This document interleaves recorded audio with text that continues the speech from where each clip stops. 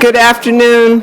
We're going to get started now, and can everyone silence their phones before we begin? And I'm very thrilled and excited to welcome you to a special event, our special event here, and our special guest, Professor Haney Lopez, who's going to be talking about his new book, Merge Left, Race and Class, Winning Elections and Saving America. Before we begin, I'd like just for us to take a few moments to acknowledge that we are on Ohlone land. And just a moment of silence or so.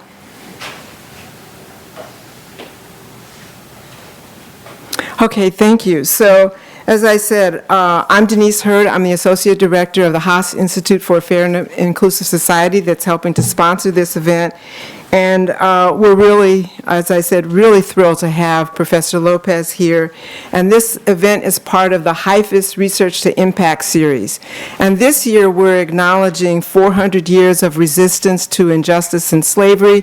And I think Professor Lopez's talk really fits well within the emphasis that we have on regaining the franchise and regaining political power for disfranchised people, including African Americans, Latinx, indigenous people, and other peoples marginalized by race, ethnicity, and social class. So this is a really important topic, and one that is something that we are really focusing on as a path forward for belonging. So now I'd like to take a moment to acknowledge our sponsors. As I said, the Haas Institute is helping to sponsor this, along with the Felton Henderson Society at Center for Social Justice at Berkeley Law, and the Equal Justice Society. I'd also like to thank the Brower Center and all the volunteers who've worked so hard to make this event possible. And now I'd like to welcome Sawalha Singh, I got it, to the podium, who's going to introduce Professor Lopez and serve as the person running the rest of the event. Thank you, Sawalha. Hi, everyone. I have a very tricky last name, which is why I gave that thumbs up to Denise. She said it beautifully. I'm Sawalha, as you know, and I have the pleasure of directing the Felton E. Henderson Center for Social Justice at Berkeley Law. And I'm really delighted to be here in community with all of you. I'm finding that just being in community these days is very nourishing and nutritive, and so I appreciate everyone coming out, and I appreciate Ian for inviting me to be part of this event and for writing this fabulous book. As you know, this is Ian's fourth book. He had quite a he set out a task for himself, given how insightful and vigorous and creative and strategic and nuanced his prior three books were, particularly when it comes to talking about race. This fourth book, Merge Left, if you haven't read it yet, you will find that all of those qualities are deep and rich in this fourth title, and I think maybe even more important than they have ever been. That's kind of a bold thing to say, given the history of race and class and politics in this country, and I'm aware of that, but I do think the stakes feel quite high, and Merge Left addresses the stakes head on in a way that somehow manages to be extremely truthful and creative and even a bit hopeful, if I may say so. It's only been on bookshelves for less than 2 weeks, like 11 days, right? But it's already garnering a ton of praise from scholars and activists and organizers and lawyers and law students and citizens who are involved in all kinds of social justice movements around the country. This is not at all surprising if you know Ian. He is a wonderfully generous, brilliant man, and as his students affectionately call him, Halo, which I love because I imagine him with this, light of wisdom behind his head. So I hope you brought your light of wisdom with you, Ian. Before I officially introduced him, I was asked to do a tiny bit of housekeeping. If you didn't turn off your phone the first time, now is the time to do it. Ian is going to speak for about 30 or 40 minutes, and then we will do Q&A. So if you have questions questions, please hold them in your mind and jot them down on one of these blue cards that will be passed around momentarily. The cards will then be collected, and that's how we're going to do Q&A. If that doesn't work for anyone, you can track down one of us organizers of the event if writing down your question is difficult, and we can find another way for you to pose your question to the author. Now, without further ado, please help me in welcoming the director of the Racial Politics Project at the Haas Institute and the Chief Justice Earl Warren Professor of Law at UC Berkeley and the author of Merge Left, Professor Ian Haney Lopez. So here's the structure of the talk. I'm going to start by promising that I have really good news. You're going to doubt me. I am then going to say, well, if that's how you're going to be, I'm going to depress the heck out of you. Then I'll turn and show you why there is really good news. So the topic is, can we beat dog whistling? And so the first thing is, well, okay, what is dog whistling? Dog whistling is the intentional effort to provoke people into thinking in terms of racist stereotypes, but to deny that the politician is doing that. So imagine, this is too absurd to be true, but imagine that the President of the United States went to Minneapolis yesterday and said of the Somali American congressperson from that district that she had married her brother to get into the country. And, yes, no, you got to pay attention because this stuff is just, but again, I'm sorry, I'm just making this up. This didn't happen. And that the current leading contender to be the Democratic candidate for president, Joe Biden, is only popular because he kisses Barack Obama's ass. And in a city, in Minneapolis, which has many Somali refugees, he boasted to cheers from his audience that he had reduced the number of refugees in the United States by 85% and would continue to do so. Now, again, pure fiction. Well, I saw it on SNL. Oh, no, sorry, I read it in the New York Times this morning. Right? So this is what's happening. And so can we, okay, so this is the part where this is the, can we beat this? Yes, we can. How do I know? Because after Trump's election, I worked with a set of folks that said, so I knew from my prior book, I knew from my prior research that the Republicans use focus groups and poll testing to hone their dog whistle messages, and I said, so let's do that. Let's figure out how to beat them. I got in touch with Anat Shenker-Osorio, who's this amazing communication specialist. She's local. She's here in, I'll say Berkeley, but it's really Emeryville, but okay. She might claim Oakland. I don't know. She's actually got a great podcast series, so if you want to Google her name, you can listen to her podcast. She's fantastic. We connected with Heather McGee, who is a former Berkeley law grad, who was at that time running Demos and Demos Action, this think tank that was focused on racial justice, and also economic populism. SCIU at the time was launching their own race and economic justice program. They teamed up with us, raised a bunch of money. We then hired two of the most prominent Democratic pollsters, Celinda Lake and Cornell Belcher. We ran a 2-year program. We did national polling, we did focus groups, and we came up with a really good way to defeat dog whistling. So that's the good news. Okay. And I know most of you are saying, poor man. He set out to figure out how to defeat dog whistling. It's not dog whistling anymore. That's so 2012, 2014. He's stuck in the past. And probably some of you are saying, and he wrote a book? Who even writes books anymore? He should have made a video. And so I just want to clarify, I'm working on the video. I'm getting there. I'm catching up with the times. Yes. But I also want to address this question, is it even dog whistling anymore? To do that, I'm going to play you a dog whistle message.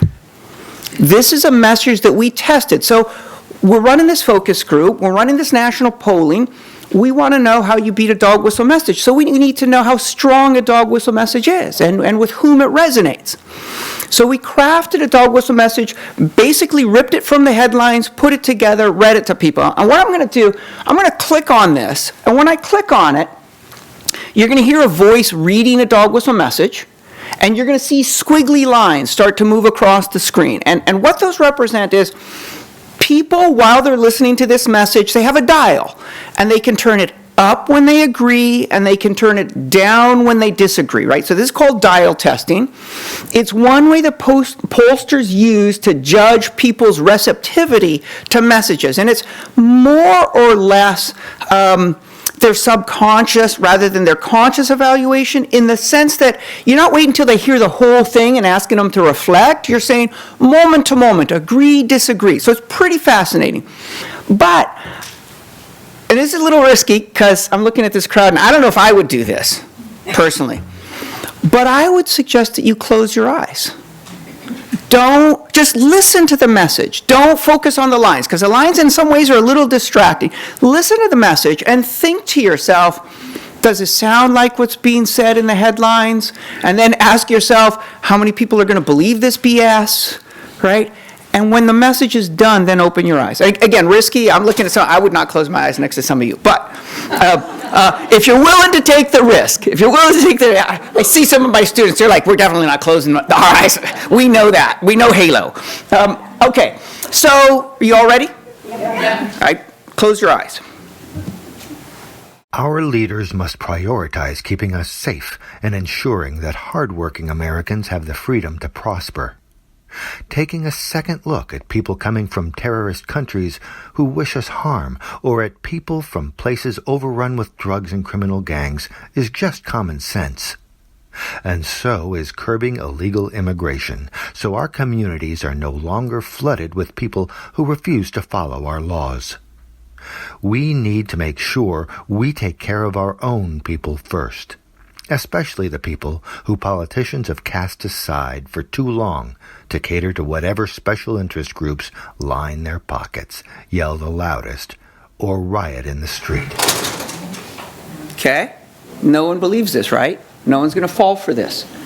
Hear what the numbers look like. Let me turn on my microphone here. Here's what the numbers look like. So this yellow line, these are the advocates. These are people who work for unions or as racial justice organizations. These are the people who are professionally involved in political organizing. They effing hated this message. They really did. And they actually, two of them went to the hospital with a broken wrist. It was terrible, right? They're dialing down. As you know, you say, our people, and wham, right? They know what our people means. Okay. But now look at the other numbers. The purple line, that's union households.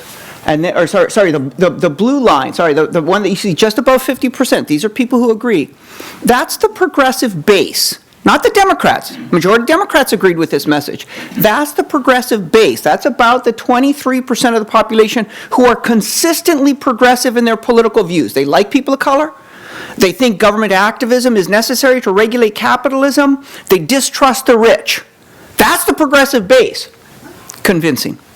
Then above that, you get union households. And then above that, you get the persuadable middle, the folks who can go either direction. They have some progressive views and some reactionary views. Most popular of all, you get what we call the opposition. And these numbers here, about 23% of the national population is consistently progressive. About 18% consistently, I'm going to use the word reactionary because this really isn't conservatism in that small c sense anymore. This is reactionary. Don't like people of color. Hate government. Think the rich are awesome. Right? That's 18%. That means that winning elections requires winning a majority of the folks in the persuadable middle who could go either way, and creating the super majorities that we actually need to change the country's direction. Because we should be clear, 50% plus 1 is not getting us there. 50% plus 1 locks us in this continued division. We actually need to get to 58, 60% to actually change the direction of the country. We need a big chunk of the persuadables. And look at how they're reacting. They are actually strongly convinced by a message that warns about people from terrorist countries who wish us harm, right?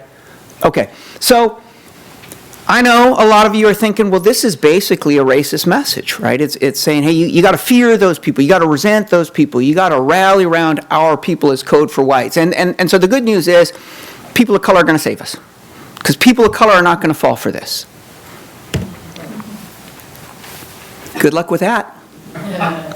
Right? So what this chart demonstrates is the total number of people in these different, broken down by race, who found this message convincing. So as a total number, 61% of whites found this message convincing, but so did 54% of African Americans and 60% of Latinx. The black bar on the bottom, those are the percentage of people who gave it 100. Dialed to the top, pinned it there, were unmovable, loved it, 100. Okay, 18% of whites, 16% of Latinx, 15% of African Americans. If you tell a story of racial threat in express language, were Donald Trump to actually stand up in Minneapolis and say, we need to keep black and brown people out of here. I am here to represent the white race. His support would be rock bottom. Rock bottom. And when I say rock bottom, 4%, 6%, that's the number of Republicans who are like, yes, I support white supremacy. I support the Klan. I agree with their ideas. They're decent people. Rock bottom. When he translates it into code, when he says this is about immigrants, this is about refugees, this is about gangbangers, this is about illegals, this is about making the country great again, this is about the silent majority, this is about the heartland. When he translates it into code, he not only carries the Republicans, he carries the persuadable middle, he carries the progressive base, he carries Latinx, he carries African Americans. We're in deep trouble. This message is super, super powerful. And it's still a dog whistle. And it's still a dog whistle in this sense. Many of us here actually can discern the racism. But for most people, the code is sufficient for them to understand this message as common sense, not as racist drivel. Right? Okay, so we got a problem. Why is this message so powerful? This message is so powerful, this narrative, a racial threat expressed in coded term. It's so powerful because we've been listening to it for 50 years.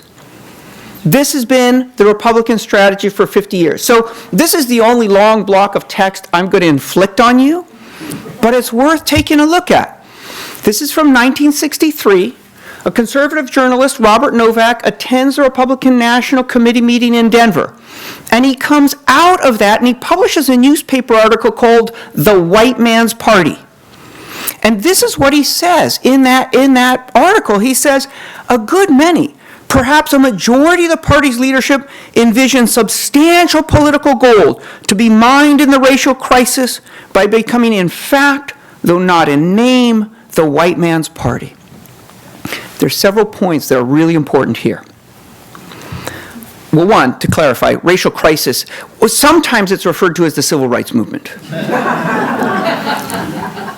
What's happening is the civil rights movement is beginning to move out of the South. There's a sense that integration is going to be required across the country. In the South and increasingly across the country, there's rising anxiety among whites. What's it going to mean to them to live in a society that is not formally organized around their superiority and their dominance? That's a pressing question, and people are anxious. At which point, political leaders are like, well, we can reassure people and all move together. Or they could say, that's the best opportunity we've had in a generation. Because we can appeal to that rising anxiety as a way to break apart the Democratic New Deal coalition of the white working class, African Americans, and liberal elites. And what you're seeing here is a strategic decision. This is a purposeful decision. This is the Republican Party, who up until now has been relatively racially progressive, saying, we see political gold in actually appealing to white folks and their fears and anxieties. That's one point to take away. This is strategy, not bigotry. Here's the next point to take away. This is going to be the white man's party in fact, though not in name. And that phrase, in fact, though not in name, is really important because what's happening is politically, the country has long debated who best represents the interests of whites. Formally, openly, expressly. Indeed, in 1963, there is a party that openly calls itself the white man's party, and that's the Southern Democrats. But the very success of the civil rights movement means that the nation as a whole is coming to the realization that formally endorsing white dominance is immoral, that it's a grave injustice, that it's wrong. And what the Republicans are saying is, okay, cool. We're not going to formally endorse white dominance. We're just going to express that in code. It's going to be in fact, but not in name. We're going to abandon the surface rhetoric of, of segregation today, tomorrow, forever, of like, this is the white man's country. We're going to stop saying that. But we're going to express the same thing. Barry Goldwater is the candidate at the time. He says, he adopts this strategy, and he begins the campaign using the slogan that he supports states' rights. Now, states' rights, I have some of my con law students here. They know just how boring states' rights is. They do not want to talk anymore about state, federal sovereignty and the relationship between these disparate governments. They just don't want to hear it. In fact, stay, don't get up. Okay. You could not possibly run a campaign on that slogan unless people understand that states' rights in fact means the right of southern states to continue to use their laws and their police forces to oppress and humiliate African Americans. That's what states' rights means.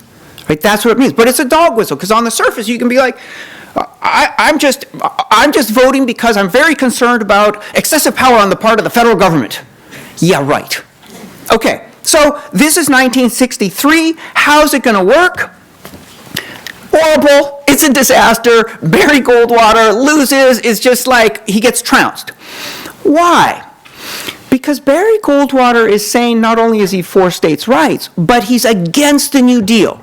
Goldwater is standing up and saying, I'm going to dismantle the New Deal. I don't believe in activist government. Barry Goldwater is saying, I am the child of a wealthy retail family in Arizona, and I don't need government. You all don't need government. We're going to get rid of it, and we're going to cut taxes for rich people. Oh, and by the way, states' rights. Okay? Now look at this map. A lot of pundits look at this map in 1964 and they say that confirms that we are fundamentally a country that believes in activist government that regulates capitalism, provides routes of upward mobility, and taxes the rich to redistribute wealth downward and outward. That's what a lot of pundits conclude. But there's an alarm bell in the night. It's kind of Arizona, but it's just Arizona, whatever. Focus on the Deep South. Deep South, diehard Democrats, love the New Deal. In fact, the Deep South has been helped by the New Deal more than most regions of the country. The New Deal has brought them electricity, right? They love the New Deal. And there's the Deep South voting Republican, voting for someone who promises to demolish the New Deal. And the alarm is they were willing to abandon the Democrats, willing to abandon progressive government when they heard an appeal couched in racist terms, in dog whistle terms. And that's the alarm. Richard Nixon, 1968, starts campaigning in these terms, but he's a little bit tentative because Goldwater has lost so badly. Political pundits look at the numbers after 68, and in 1970, both Republicans and Democrats published books saying, oh my God, race can be used to break the New Deal coalition. And Nixon goes all in 1970. And he begins to campaign for law and order, for states' rights, against forced busing, for the silent majority. Does he know that he's being a racist SOB? Yes, he does. We have him watching one of his own ads that talks about law and order, and then him saying, yeah, that's it, that hits it right on the head. It's all about those damn Negroes and Puerto Ricans. He knows what he's doing. He is dog whistling. Is it going to work? Welcome to 1972. Lyndon Johnson, running on behalf of civil rights and the war on poverty and expansion of the New Deal, wins in a landslide. 8 years later, that is reversed in an even bigger landslide. Now, I understand that there's a lot going on in the 60s and the 70s with Nixon, Vietnam War, the civil rights, women's rights, so it's not just one thing. But it's important to recognize 1964 really marks a tectonic shift in American politics. 1964 is the last time a Democratic candidate for president wins a majority of the white vote. The last time. Not Bill Clinton, certainly not Barack Obama. The last time a Democratic candidate for president in the United States won a majority of the white vote was Lyndon Johnson in 1964. Republican presidential candidates currently depend on white voters for 90% of their support. 9 out of 10 of the voters supporting Republican presidential candidates are white. This does not include Hispanics. That's another 6% of their vote. The numbers are a little bit fuzzy, but I guarantee you at least half of that 6% are Latinos who consider themselves white.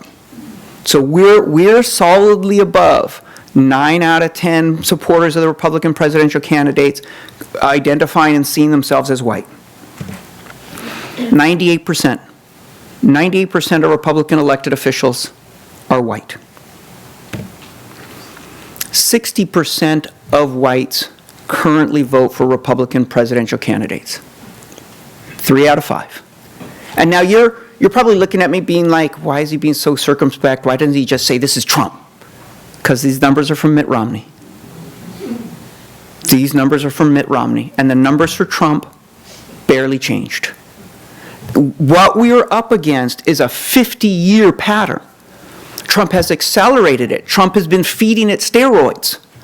But it's still the same basic pattern. And this is not just about beating Trump. May impeachment work? This is not just about beating Trump. This is 50 years in which our political system has been reorganized around racial resentment expressed in coded dog whistle terms. So, told you I was going to depress you.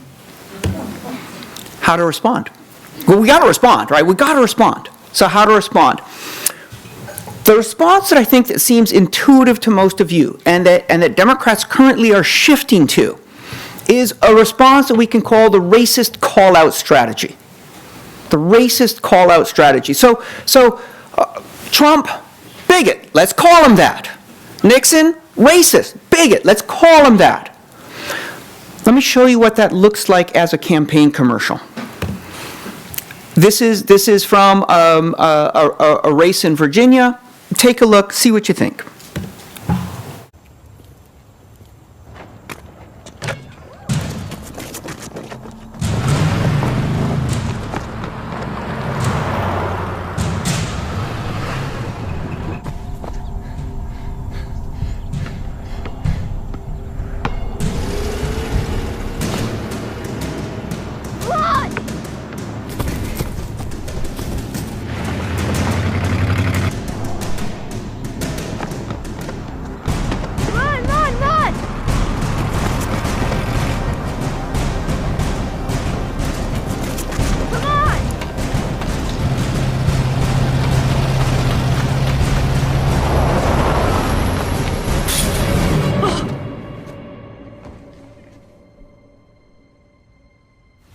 Is this what Donald Trump and Ed Gillespie mean by the American dream? Latino Victory Fund paid for and is responsible for the content of this advertisement.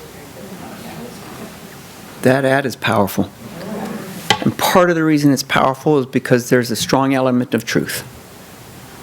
One of my former students was describing an experience like this growing up in Houston, a young African-American man being chased off a basketball court by a pickup truck flying a Confederate flag. There's an element of truth here. How is this going to work as a way to mobilize votes and create a supermajority? How is this going to work? Terribly. This is the worst possible message. This is the message that tested the most poorly. Why? To pick up on something I said earlier, most people are understanding dog whistle messages as common sense. When we turn around and say that's not common sense, that's bigotry. That provides an opening for the dog whistle politicians to say, hey, you're calling me a bigot, but I'm not a bigot. And in fact, you're calling all my supporters bigots too, and they're not bigots. And it actually creates solidarity among the sort of the reactionary base. Okay? And this is so well established that there is a theater, a formal, intentional, commonly practiced theater. And then punch, deny, counterpunch. So punch, say something like, those 4 congresswomen of color ought to go back to where they came from. Then wait until a progressive calls you a racist. And then say, I didn't say anything about race. I just think they don't love this country. This is just about patriotism. That's the punch and then the deny. Now comes the counterpunch. But you just called me a racist. And that's racist against me because you're stereotyping me when I wasn't racist. And you're stereotyping all my followers. And you're the real racist. It doesn't matter if Trump can convince, right? What matters is that the nation gets locked into a debate. Who's the real racist? Is it Trump and the people who love him? Is it progressives and the people who love them? Who's the real racist? When we're having that debate, we're deepening the basic narrative offered by the right, that our country is locked into a racial war, and that when you go to vote, you need to choose what racial side you're on. That's the message they want. And we risk reinforcing it when we say Trump's a bigot. Okay, let me be clear about something else too, because this is really important. You might think to yourself, hey, I'm just talking about how we appeal to whites. When we ran our focus groups with African Americans and Latinx communities, we found these folks too did not like a framing that said, the big problem in our lives is white supremacy. We got a racist president. Right now, I get it. The activists, my students, we love this message. We're used to it. We're super comfortable talking about white supremacy. We're super comfortable talking about structural racism, cultural bias, implicit bias. We get it. But most folks in the African American Latinx communities are not comfortable with this language. And you can kind of, if you step back, what happened in focus groups is people said, well, wait a minute, you're telling me the big problem we face is a racist president, beloved by millions of racist Americans, and backed by 400 years of racism. I can only take care of what I can take care of. It's just too overwhelming. It's like I can't fight all of that. I can't carry all of that. I can't put all of that on my children. I'm going to retreat. And a lot of people retreated into the sense of I can only do what I can do. This message of we're fighting racists, it alienates whites, it demobilizes people of color. We need a better approach. Democrats have known that this, let's call them racist, the racist call-out strategy doesn't work. They've known that since 1970. So what they said in 1970 is, wow, race is going to be used to break us apart. What we're going to do is we're going to stay silent. We're just going to wait for this to blow over because it's just grassroots and people will get over it and generations will change and we're just going to stay silent. Now, I had a hard time finding an ad to illustrate what silence looks like, but it's like the one hand clap. It actually produces sound. I guess one hand clapping does produce sound if you have a mic. But okay, so I might be going on a tangent. Let me show you what happens when Democrats stay silent. This is the infamous Willie Horton ad. Bush and Dukakis on crime. Bush supports the death penalty for first-degree murderers. Dukakis not only opposes the death penalty, he allowed first-degree murderers to have weekend passes from prison. One was Willie Horton, who murdered a boy in a robbery, stabbing him 19 times. Despite a life sentence, Horton received 10 weekend passes from prison. Horton fled, kidnapped a young couple, stabbing the man and repeatedly raping his girlfriend. Weekend prison passes. Dukakis on crime. So a couple things. One, this has been going on a long, long time. Right? So don't let anybody tell you, oh, Trump, we've never seen anything like it. Oh, we have. Right? Now, Dukakis says, I'm going to stay silent. I can't challenge this. I can't call it out. I'm going to stay silent. And the month when this is playing, when he stays silent, he goes from leading the race to losing in a big way. And political scientists love to debate whether a single TV ad can switch an election. And they disagree with each other because they're paid to. But this is the ad that they point to. Whatever position you come down, this is, I think, definitely the single most important factor in Dukakis losing. And so Democrats said to themselves, we can't challenge it. We can't stay silent. It's not going away. Or they keep investing in it. What should we do? If you can't beat them, you can join them. And this is Bill Clinton as a new Democrat. They're a new generation of Democrats, Bill Clinton and Al Gore, and they don't think the way the old Democratic Party did. They've called for an end to welfare as we know it, so welfare can be a second chance, not a way of life. They've sent a strong signal to criminals by supporting the death penalty, and they've rejected the old tax and spend politics. Clinton's balanced 12 budgets, and they've proposed a new plan investing in people, detailing $140 billion in spending cuts they'd make right now. Clinton Gore, for people, for a change. The New Democrats were new in the sense that they decided they would be Republicans light. This is what they did, and I want to be clear about what happens with Clinton. Clinton starts an era in which Democrats begin to compete with Republicans over which party could more successfully scare the hell out of white folks. And they would do that by stoking resentment against people of color as welfare cheats, as welfare queens, and they would do that by campaigning on issues of threat and crime in communities of color. And when we look at what happens to the safety net, and when we look at what happens to mass incarceration, the most substantial damage is done during the Clinton years, with Clinton advocating this sort of rhetoric and signing bills passed by a Republican Congress supported by many Democrats, because both parties are locked into a dog whistle competition. Right? This is what we get. So I want to be really clear. We will not in 2019 see this sort of dog whistling from Democratic candidates. It's just the political power in the Democratic Party has shifted. There's too many people of color. So much of the energy is coming from communities of color, especially from young women of color. Even if you think about 2016, Hillary Clinton paid a big price among young African Americans for her support in the 90s for the war on crime.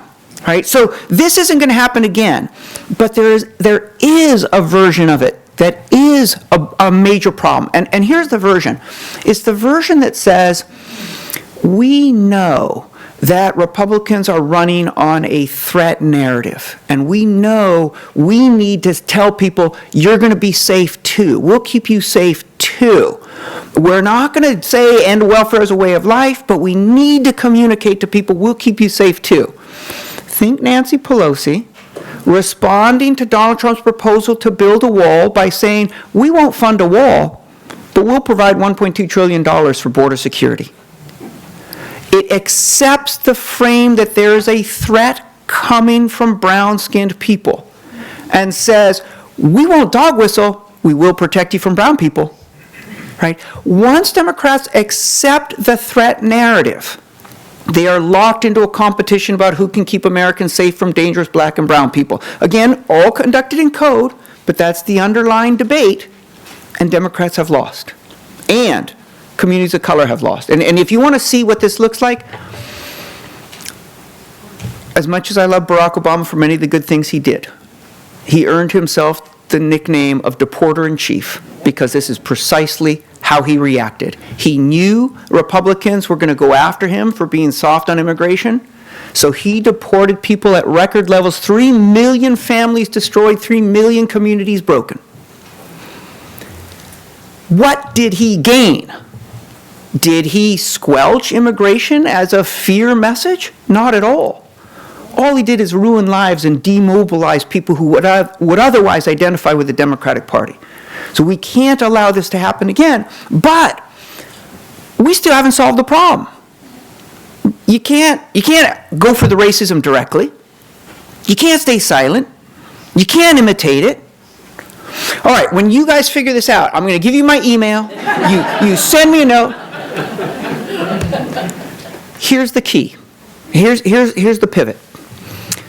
We have been thinking about dog whistle racism, dog whistle politics in too limited a fashion. Democrats have been thinking about it in too limited a fashion. We were thinking about it as a way to mobilize votes through racial fear. It is that. But remember, who was Barry Goldwater? He's a rich dude who wanted to kill activist government, cut taxes for the rich. Dog Whistle Politics simultaneously mobilizes people in terms of race and promotes an ideology that supports rule by and for the rich.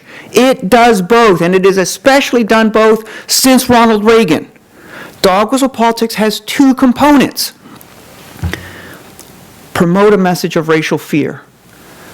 Break social solidarity, the faith in collective action, confidence in government, and promote a mindset that allows the rich to hijack government and the economy. Okay, so this is going to be Lee Atwater talking. He's one of the masterminds behind the Willie Horton ad.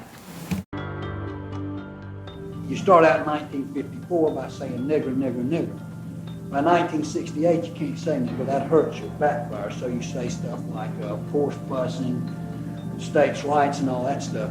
And you're getting so abstract now, you're talking about cutting taxes, and all of these things you're talking about are totally economic things, and the byproduct of them is blacks get hurt worse than whites. We want to cut this, and we want it's much more abstract than even the busing thing, and a hell of a lot more abstract than nigger nigger. Imagine a candidate who says, I'm going to ban all Muslims, I'm going to build a wall, and then his single greatest achievement is to pass a tax cut that awards $6 trillion in benefits, mainly to the wealthiest family dynasties and to corporations. Racial division is the principal weapon of the rich being used against all of us. Right? Okay, so this is the core right-wing narrative. This is the story that the right is telling all the time. And when I describe it as a core narrative, what I mean is this provides the bones of everything you hear from Republicans, but it is not the language in which they express it.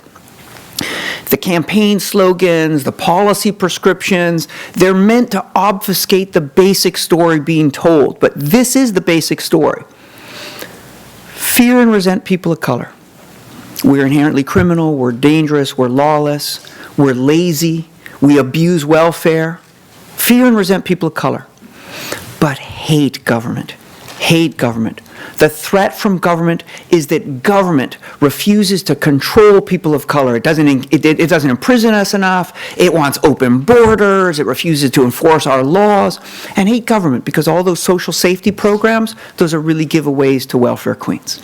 Right. Once you've decided you hate government, trust the marketplace.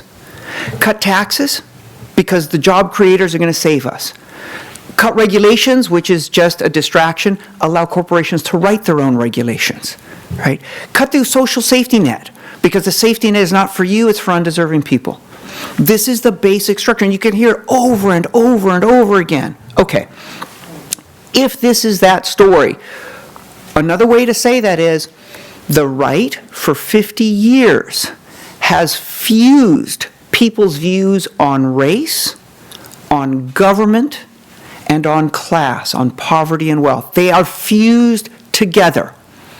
But precisely because they're fused, that means that we need a progressive response that also fuses race and class and government. This is what it can look like. This is what it does look like. Distrust, greedy elites, stoking division, right? Who's the real threat in our lives? Is it black and brown people? No, we don't have any power. What are you kidding me? It's the greedy elite, stoking division that we need to worry about. In fact, since division is their main weapon, our main response has to be joining together across racial lines. And why? Because when we join together across racial lines, then and only then can we take government back. And what does taking government back mean? It means taking government back from dog whistle politicians who spread messages of fear and govern through state violence against communities of color. It means ending government violence against communities of color and starting to invest in communities of color. And what does taking government back mean? It means getting government back on the side of all working families, not corporations and not family dynasties. Okay, so this is the structure. What does that look like? I'm going to run us through like a message that we tested. This message gets, okay, super successful. In fact, single most successful message we tested. Regardless of where we come from, what our color is, how we worship, every family wants the best for their children. Start positive, but invoke race directly. We know we're racially divided. We want to understand why and what we're going to do about it. So invoke race directly. explain where the real threat comes from. But today, certain politicians and their greedy lobbyists hurt everyone by handing kickbacks to the rich, defunding our schools, and threatening our seniors with cuts to Social Security and Medicare. Name racial fear-mongering. Then they turn around and point the finger for our hard times at new immigrants, even tearing families apart and losing children. I want to stop and pause right here. This is not accepting the "we need to be safe from immigrants" story. It's calling it a lie. Do not accept the message that people of color represent a threat and we must be made secure from them. Call that part of a racist con. When we think people of color are the danger we face, whether it's Muslims or refugees or African Americans, when we accept that, that's when division works and we lose. And when we realize that's the racist con, then we can point to the real threat in our lives. When we reject scapegoating and come together, we can make this a nation we're proud to leave all of our kids, whether we're white, black, or brown, from down the street or across the globe. There's an affirmative message here. The affirmative message is we're going to come together. We stand for coming together. They divide us. We want to bring us together. That's one important point. Here's the other important point. Whether we're white, black, or brown. This is so important. Republicans have been saying for 50 years, Democrats only care about people of color. And now, whenever folks hear a conversation about race, about racial justice, they immediately default to a frame that says racial justice, that's for people of color. We need to say expressly, racial justice, that's for white folks too. Whites need to hear that they will benefit from being part of a multiracial coalition. And let me just add this really quickly. When we tested this message with communities of color, they had far more confidence in a multiracial coalition when we said whites will benefit. Because that told people of color, oh, this isn't just kumbaya and we're all going to do this because we should. This is, white folks need to save their families, and to save their families, they got to work with us. And once they know it, people of color said, yes, this might work. This might work. Okay, so all a little bit abstract. Let me show you, I'm gonna show you a couple of versions of what this looks like, what this can look like. This is Amber Phillips, who's actually in Oakland. So check this out. Whether you're a black working class woman in Columbus, Ohio, or a white father in Kentucky, or a Latina student in Phoenix, it is the same ruling class using the same played out tactics to make us hate each other based on race, gender, religion, and sexuality. They are trying to make us point fingers in the wrong direction while we're all struggling and they are thriving. And we're struggling to build the families that we want with access to the healthcare that we need, provided by the jobs that bring us joy, in order to manage the crippling debt from those fun, yet incredibly expensive degrees that we kind of don't really use. We gotta change who's in charge. It's time to give someone else a chance. And it's on all of us to actually support and cheer on a new generation of leaders. We choose us. We choose us. Don't you choose us? I would choose us. Us. Duh. Yay, Amber. Yay, Amber. So this message, let me be super clear about this. This message, they're trying to divide us. We're going to come together. When we come together, we can take this country back for all of us, white, black, and brown. Single most popular message with union households, Democratic voters, progressive base, persuadables, whites, African Americans, Latinx. It is a message of unity that is also unifying. This single message, there is no distinction between, hey, how do we reach the people who are swaying and how do we mobilize the base? This message was the most persuasive with all of them. Here's another version. This is from Minnesota. It's super relevant in terms of what just happened yesterday, and it's also just fun because I love seeing Minnesota snow from California. In Minnesota, we know long winters. And we know how to dig our neighbors out of the snow. Because whether it's our first Minnesota winter or our 50th, we've all been there. So when certain politicians want to divide us and make us afraid, we know that means they've got nothing else to offer. We're on to them. There are lots of ways to be Minnesotan, and all of them are greater than fear. In Minnesota, we're better off together. Vote greater than fear between now and November 6th.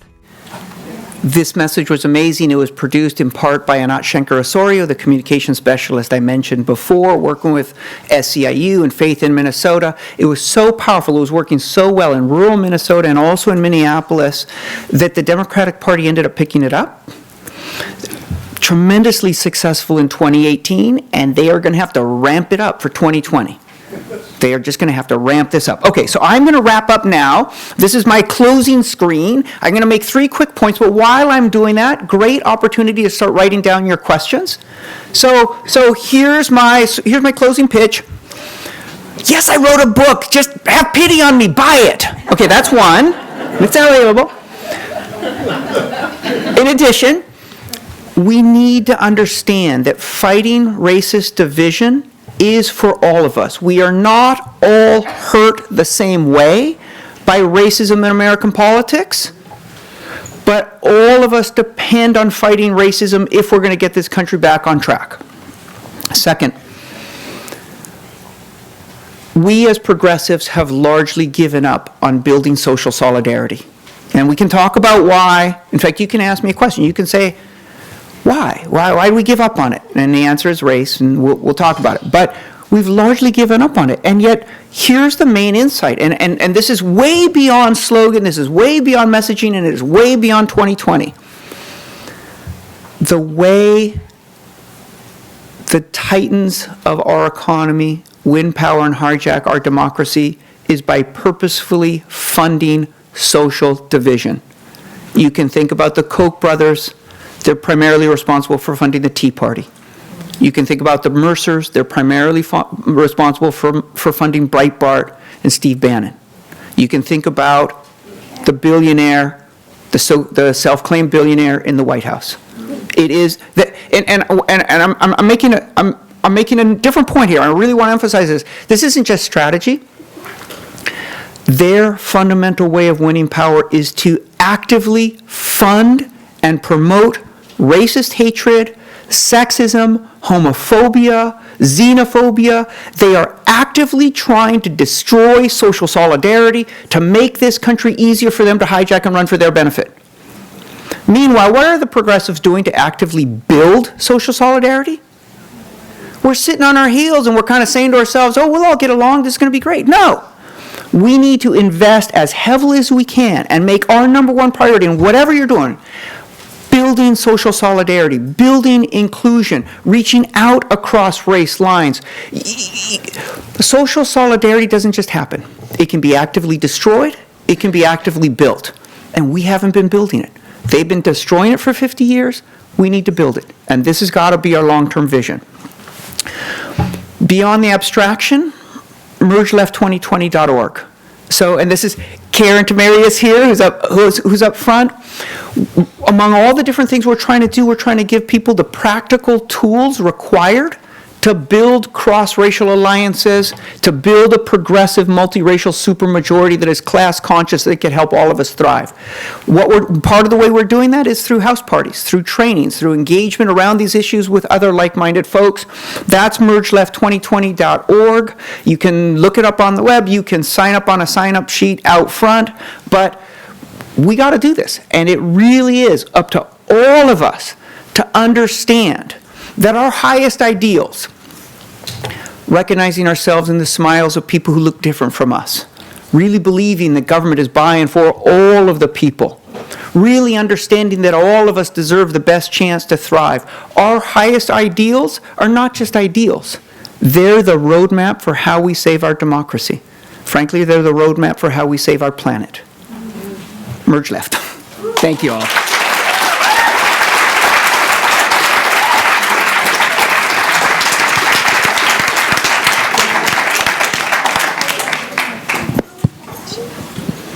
Thank you, Ian. That was spectacular. That was wonderful. I wish that I could hear it all again. And you've got a stack of wonderful questions that I'm going to sort through and ask you, and we will get to have a conversation. So here's the first question. How would you analyze Barack Obama's victory in 2008 and 2012 elections based on your framework? Obama showed the possibility of this message because he articulated an idea of hope and of change and of a multiracial America. But he fell short in two really important respects, two fundamental respects. One, Obama lacked the confidence to directly challenge racism. He understood, he's a very smart guy, he really understands race. He made the decision that racism was not something that he could take on. He knew that racism would be mobilized against him. And so he said, I'm going to pretend to be a president who happens to be black, rather than a president who is going to lead us to cross-racial solidarity in which we really tackle racial division. And so Obama talked about racism less than any Democratic president going all the way back to FDR. That was a conscious strategy. So that was one major failing. Here's the other major failing. Yes. Let me back up for just a second. What happened to the Democratic Party once it walked away from African Americans in 1970? Once they walked away from civil rights, they walked away from labor too, because the two issues are too closely tied. Once you walked away from civil rights and you walked away from labor, where do you get your funding from? And then it turned out that was Wall Street and corporations. And part of the New Deal, part of Clinton as a new Democrat, part of Clinton as a new Democrat was saying, we are going to be progressive on social issues. I'm going to play the saxophone on Arsenio Hall show. Well, okay. But we are going to get our funding from the wealthy, and we are going to rule on their behalf. And Barack Obama stayed within that tradition. And so in the midst of the second most severe economic calamity ever to confront the country, he bailed out the banks. And what that allowed was space for the right to come in with their narrative. Don't focus on the banks. Focus on these Democrats, this black president, this black party. Blame people of color for this. Oh, and by the way, the Democrats themselves are corrupt. They're themselves in the pockets of Wall Street. And if you think about Trump's themes, he's saying, build a wall, ban all Muslims, drain the swamp. Right? And I think this is where Barack Obama had the ability to change the country's direction, to seize on the crisis of the Great Recession, and to change where we're going. Honestly, we face this same risk in 2020. If we nominate and elect the wrong Democrat, we will put someone in office who will not change the country's direction. We need to worry that we're going to get somebody in office who's like, all I need to do is get to 50% plus one. I need to be friends with the people on Wall Street. I can't challenge racism. And things are going to get far, far worse. You sense that Trump is accelerating hatred. He really is. And there's still time to turn this around in terms of where most people are at. The racist mass killings will accelerate, and we will descend into a race war over the next 8 years if we don't have someone who can actually name and address racism head on and change our direction. If progressives, if Democrats say, we're not going to talk about it, the right is talking about it 24/7, every minute, every second. Every minute of every second, the right is saying, hey, white folks, go get a gun. You can't trust government. Government's not going to protect you. Government's for people of color. Go get a gun. And they are. That's what they're doing. Right? So there is a moment. We are in a crisis deeper, I think, than 2007. We can seize that crisis. We can turn this around. We can gather people. 80% of the country wants to hear a message of let's join together and let's get this country back from the corporations. Let's see each other across race lines. 80%. But if we don't have someone bold enough to articulate that, we're locked into a deepening crisis for the next 4 years, next 8 years, and it's going to get much, much worse. And that's if a Democrat wins. Okay. Who are the persuadables that you're talking about? Our society is so highly polarized. How can there be that many centrists or independents who remain open to persuasion? Is there any point? Many on the left say there's no point trying to flip Trump voters, and we should focus 100% on the base turnout. What are your thoughts about these issues? Fantastic question. Don't understand persuadables as swing voters. Don't even think about them in terms of Democrat and Republican, although there's clearly some dynamic there. We wanted to understand the power of the rights message that says resent people of color, distrust government, trust the rich. And so we asked a series of questions. You get 23%, 24% consistently progressive, 18% consistently reactionary. Persuadables are folks who tend to toggle between both statements. If we say the market is rigged, they say yes it is. And if we say the market rewards those who work hard, they say yes it does. If we say we need to talk about racism to get beyond it, persuadables say yes we should. 70% of persuadables say yes we should. If we say we can't talk about racism, that just makes things worse, 70% say yeah, well, I agree. They're toggling between, and this is really important, this is actually how most people think. Relatively few of us hold coherent worldviews in our minds. Lots of us draw on disparate elements from our culture and don't see a contradiction. And when I say lots of us, here's the other point I want to clarify. You might think when I say persuadable, I mean white folks. You might think, oh, he's saying how do we win whites? And it is true, a majority of whites are in this persuadable category. So are a majority of African Americans. So are a majority of Latinx. So are a majority of Asian Americans. The majority of people in this country do not have coherent worldviews and can be pulled in one direction or the other.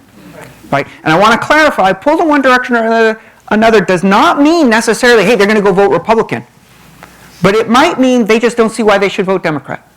It just doesn't seem worth the effort. They can't tell the difference. Why should they support someone who thinks they're a bigot when they are really worried about immigration? Why should they support somebody who's corrupt, right? We need to reach the persuadables not precisely to say, hey, we need those, few Obama-Trump voters. We need to reach the persuadables because that's the majority of Americans. We can pull some folks who voted for Trump, but more than anything else, we need to motivate folks to vote for a progressive change in this country that deals with racism and that promotes a government that actually works for working families. And the way to do that is to reach the persuadables, understanding that includes people of color, and that includes whites.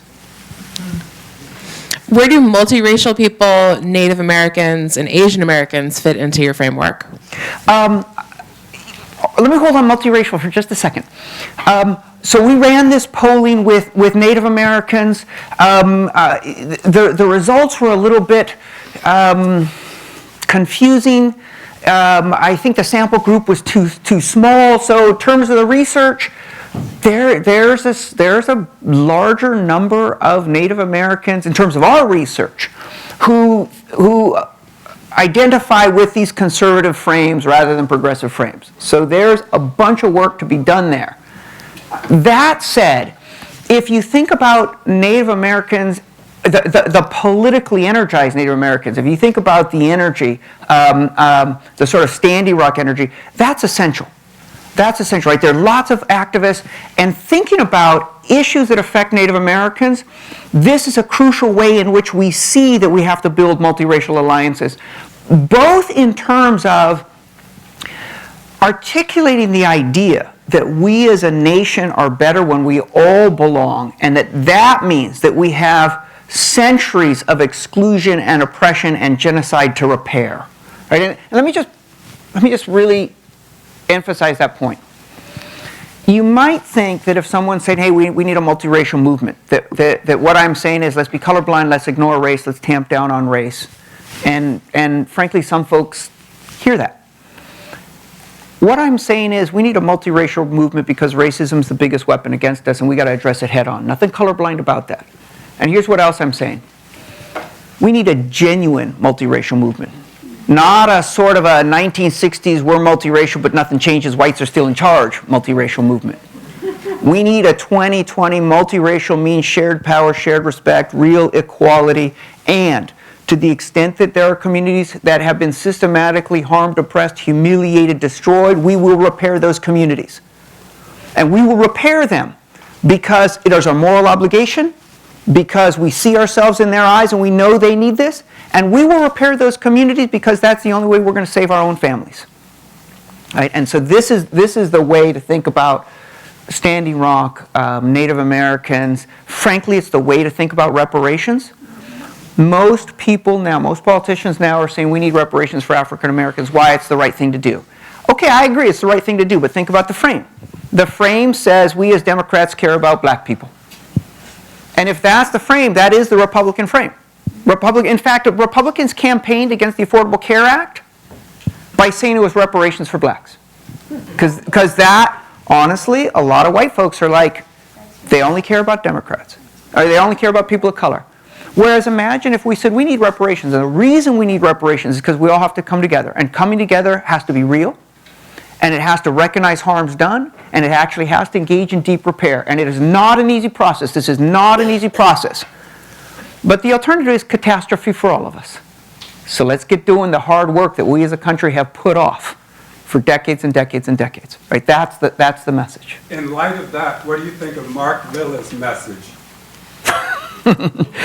Let me go with the questions that are written down. I love the question. I think very little of it. But Ian, how do you get the DNC and other similar organizations to listen to and adopt this strategy? So here's the great news from my point of view.